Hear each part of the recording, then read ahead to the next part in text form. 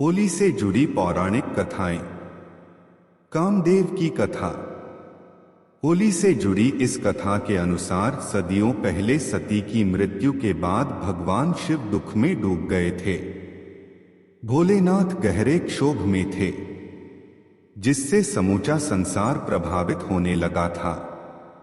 इसके पश्चात सती ने माता पार्वती के रूप में जन्म लिया और भगवान शिव के मन में प्रेम भाव उत्पन्न करने का प्रयास करने लगी। माता पार्वती ने सफलता पाने के लिए कामदेव से सहायता मांगी। कामदेव ने परिणाम जानते हुए भी भगवान शिव के हृदय में प्रेम का बाण मार दिया, जिससे भगवान शिव का ध्यान भंग हुआ और क्रोध से अपनी तीसरी आंख खोलते हुए उन्होंने कामदेव को भस्म कर दिया। परंतु प्रेम के बाण ने अपना काम कर दिया था और उन्होंने सामने पार्वती को देखा तो उन पर मोहित हो गए और उनका विवाह मां पार्वती से हो गया। और एक बार फिर भगवान शिव संसार के कार्यों पर ध्यान देने लगे। कामदेव के इस तरह भस्म होने को देखते हुए ही होलिका दहन की शुरुआत मानी जाती है। खास तौर से दक्षिण भारत में कामदेव की कथा को सही माना जाता है और होली पर उनकी पूजा की जाती है। राधा कृष्ण की कथा। होली पर रंगों की होली और फूलों की होली खेलने के पीछे राधा कृष्ण की इस कथा को माना जाता है। मान्यतानुसार श्री कृष्ण को बचपन में दूध पिलाकर पूतना नामक राक्षसी ने मारने की कोशिश की थी। श्री कृष्ण की जान तो बच गई थी, लेकिन उनके शरीर का रंग इसके चलते नीला पड़ गया था। राधा रानी बचपन से ही गोरी थीं और इसके चलते श्री कृष्ण को चिढ़ाया करती थीं। इसीलिए राधा रानी को अपनी तरह रंगने के लिए श्री कृष्ण ने उन्हें तरह तरह के रंगों में रंग दिया। दोनों प्रेम पूर्वक हर वर्ष इस दिन की याद में फाल्गुन मास में रंगों की होली खेलने लगे और मान्यतानुसार इसीलिए होली पर गुलाल उड़ाया जाता है और होली खेली जाती है।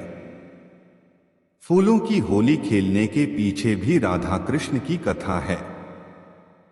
कहते हैं श्री कृष्ण एक बार कहीं दूर गए तो राधा रानी उदास हो गई और उनकी उदासी से प्रकृति भी प्रभावित हुई, जिससे हर ओर फूल व पेड़ पौधे मुरझाने लगे। जब श्री कृष्ण लौट आए तो राधा रानी का चित्त प्रसन्न हो गया और सभी फूल एक बार फिर खिल गए। इसके बाद श्री कृष्ण ने राधा रानी को चिढ़ाते हुए उन पर फूल फेंके तो गोपियां भी देखा देखी यही करने लगी। इसके बाद से ही फूलों की होली खेले जाने की शुरुआत हुई। हिरण्यकश्यप, प्रहलाद और होलिका की कहानी। पौराणिक कथाओं के अनुसार हिरण्यकश्यप नाम का एक राजा था, जिसका पुत्र था प्रहलाद। हिरण्यकश्यप घोर विष्णु विरोधी था, तो वहीं उसका बेटा प्रहलाद विष्णु भक्त था और इस चलते अपने पिता की आंखों को जरा भी नहीं सुहाता था। हिरण्यकश्यप ऐसा राजा था जिसे अनेक वरदान प्राप्त थे और कोई भी उसे रात या दिन, ना घर के बाहर ना घर के अंदर, ना कोई मनुष्य ना कोई राक्षस, ना जीव जंतु और ना ही कोई देवी देवता मार सकता है। इसी चलते वह अहंकारी हो गया था। प्रहलाद के विष्णु भक्त होने के चलते हिरण्यकश्यप ने अत्यधिक प्रयास किया कि वह प्रहलाद की जान ले ले। हालांकि भगवान विष्णु हर बार ही प्रहलाद की जान बचा लेते थे। एक बार हिरण्यकश्यप ने अपने पुत्र प्रहलाद की जान लेने के लिए अपनी बहन होलिका को बुलाया। होलिका को यह वरदान प्राप्त था कि आग उसे छू भी नहीं सकती। यानी जब होलिका प्रहलाद को आग से जलती लकड़ियों के ढेर में लेकर बैठेगी तो प्रहलाद जलकर मर जाएगा और होलिका बच निकलेगी। परंतु भगवान विष्णु की कृपा के कारण प्रहलाद को आंच छू भी नहीं पाई। आग में प्रहलाद को लेकर बैठी होलिका राख हो गई और प्रहलाद बच गया।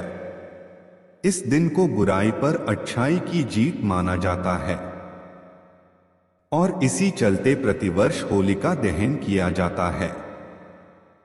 हालांकि इसके बाद हिरण्यकश्यप के पापों का घड़ा भी भर गया और भगवान विष्णु ने नरसिंह रूप धारण कर हिरण्यकश्यप का वध कर दिया। दोस्तों, अगर आप आगे भी ऐसी धार्मिक कहानी सुनना चाहते हैं तो वीडियो को लाइक करें और चैनल पर नए हो तो उसे सब्सक्राइब करें। हमारे साथ अंत तक बने रहने के लिए धन्यवाद।